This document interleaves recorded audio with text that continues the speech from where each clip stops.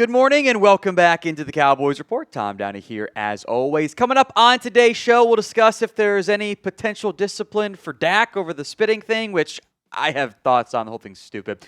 The Eagles' alleged offer for Micah Parsons, and I think you guys will love these two updates as well. One on what Sam Williams had to say about Micah Parsons. The other about CeeDee Lamb and how he spent his off day for the Cowboys, which, again, I think is a very positive thing for Dallas as we move forward. Before we get into that, we are in a comment battle, plus a like and sub, but we'll talk about that stuff later. Battle against the Giants this week and our old friend Marshall Green. Everyone spam F NYG in the comments if you want to beat the Giants, A, on the field, but also in comments this week. Flood the comment section for me right now. Let's do the Spitgate thing, which, first off, we have to stop calling anything controversial tacking gate onto it. That's not how it works, actually. It actually wasn't even it wasn't Watergate. It was Watergate. It was one thing. It's stupid. Anyway, I digress. Some Eagles fans are trying to blame Dak Prescott for Jalen Carter's complete lack of self-control, and the one behind Jalen Carter clip that shows Dak spitting on the ground kind of near him. Here's the distance, though. We're separated by several yards. Jalen Carter is on the wrong side of the field, by the way. It's not where he's supposed to be. The ref is staring at Dak Prescott, by the way. There is a clear difference between near and on. Dak isn't actually close at all to Jalen Carter. Here's my big takeaway of this entire thing with the Jalen Carter-Dak stuff. The whole thing is frankly stupid. It's just dumb. This is not a thing that needs to be the national thing it got turned into. Maybe because it was just the Cowboys and Eagles on the first game of the year. I don't know. There should be no Dak Prescott discipline. There shouldn't be a fine. There shouldn't be a suspension. There shouldn't be anything. And by the way, Walt Anderson agrees. If you don't know who Walt Anderson is, he is the longtime NFL ref, former NFL ref. He is currently the league's officiating and rules analyst, but it's a liaison to the network. So he communicates with the networks when it comes to officiating and stuff. This is what he said, I think it was on game day morning, about the whole thing. Says there really wasn't anything that happened up until the point that Jalen Carter actually spit on Dak. It was unfortunate. What we're hoping is that, this is the last time we're going to see it. I frankly don't think there should be any additional discipline for Jalen Carter. And I'd feel the exact same way on this whole thing if it was Oso Digizua who spit on Jalen Hurts or whatever. He missed the whole game. That's more than enough. Carter obviously can't do that. I would have been more than happy with the 15-yard penalty. Sweet, thank you. NFL's making a big deal about taunting and that stuff, which I think is stupid. Spitting is the line. Obviously, we all know that. It's very low class. Let these football players taunt. When you make a big hit, let them stand over the opposing player and take a step. Let me have the Iverson step over. I think this is football. It's okay. I think this is really not that big of a deal. But we'll give you guys a chance to vote on this. We haven't really talked about it too much here on the show. Should Jalen Carter be suspended? Y for yes, N for no. Let me know in the comment section of today's show. Do you think Jalen Carter should be suspended by the NFL? The Sunday morning report from Jersey. There's always something that comes out on one of the major networks about the Cowboys Sunday morning, even when they're not even playing. Jay Glazer reporting that the Eagles made a big offer to trade for Micah Parsons. Adam Schefter had previously reported that the Eagles were interested. Glazer says the Eagles' offer was 2 first-round picks, a third-round pick, and a fifth-round pick, amongst other things. Now, for starters, I've got no doubts that the Eagles called. I have no doubts in my mind that they wanted to go get Micah Parsons. That's what Philly does. I bet the Commanders were also involved there. I'm glad the Cowboys didn't trade him to Philly. I would have been very upset had they done that. You cannot trade them to your biggest rival. I'm already mad enough it was to the Packers of all teams. I'm also not sure that what amounts to a third and a fifth is better than Kenny Clark, just with what the Cowboys were searching for. I'm not actually sure that was a better offer because we don't know what the other things are, which it kind of annoys me. Was there a player involved? Were they offering a defensive tackle? Probably not Carter, Jordan Davis. I doubt it.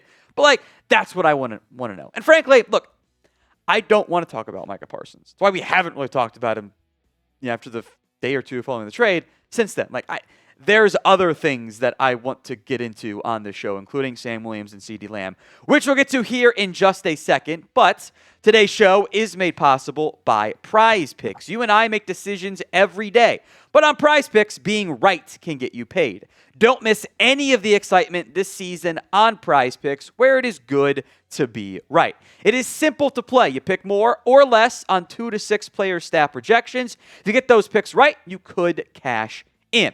It is the best way to win cash this football season. Which players are going to go off, which ones aren't. Make your picks in less than 60 seconds. Turn your takes into cash all season long on PrizePicks. For some Monday Night Football action, how about a Justin Jefferson touchdown? Caleb Williams less than passing yards. That Vikings defense is so tough to beat. And I'm riding my boy Patrick Seatman on this one. Will record more than a field goal and a half, even though you guys know how I feel about kickers.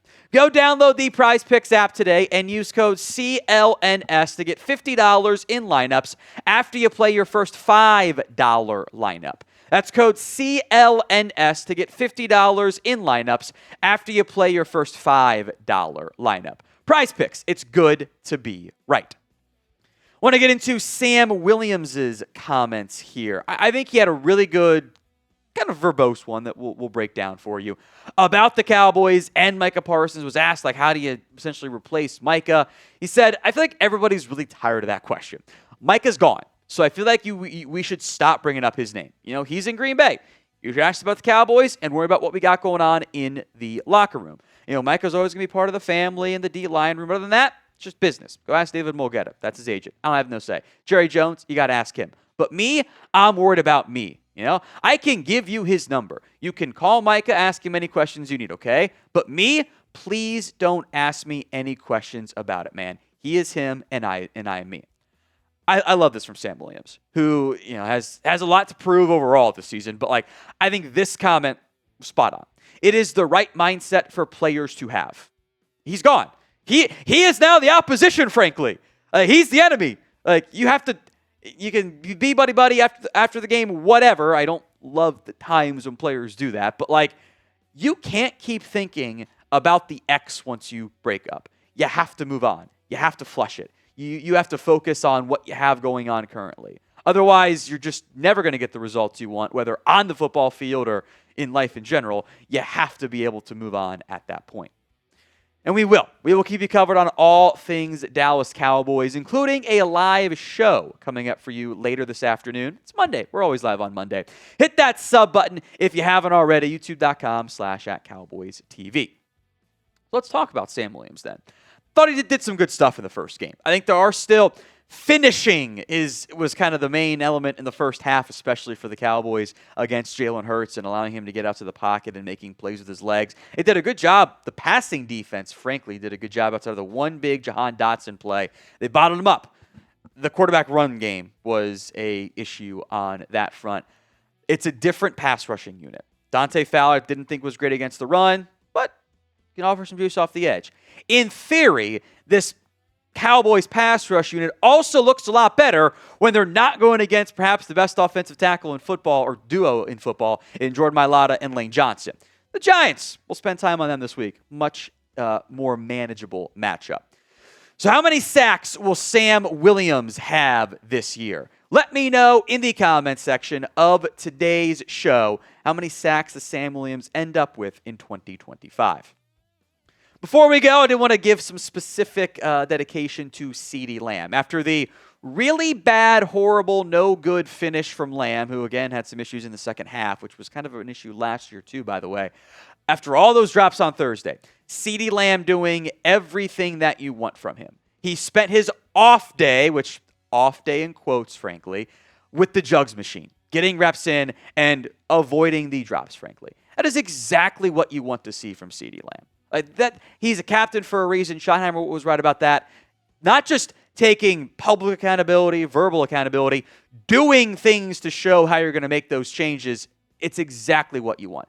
And I am expecting a significant bounce-back game against the Giants. He's always had success. The Cowboys in general have always had success against the Giants. So I am fully anticipating a strong showing out of CeeDee Lamb against the Giants. I just think it's going to be a no-brainer, and he's going to be able to to make some big-time plays and help us forget about the dropsies that he had against the Eagles. If you agree with me and you think CeeDee Lamb will bounce back against the Giants, show it by typing me in the comments section of today's show. We'll send some good vibes out there into the universe. Type me right now.